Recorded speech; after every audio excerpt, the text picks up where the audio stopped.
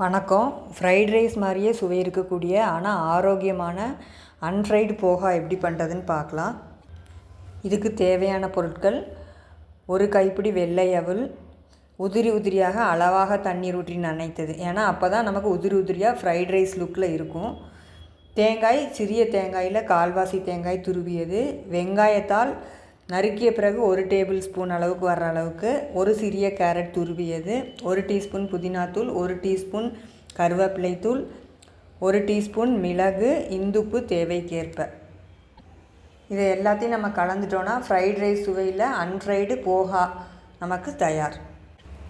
இதுக்கு சைட் டிஷ்ஷாக நம்ம இந்த ரெட் சில்லி டொமேட்டோ சாஸுக்கு பதிலாக ஒயிட் சாஸ் ஆரோக்கியமான முறையில் எப்படி பண்ணுறதுன்னு பார்க்கலாம்.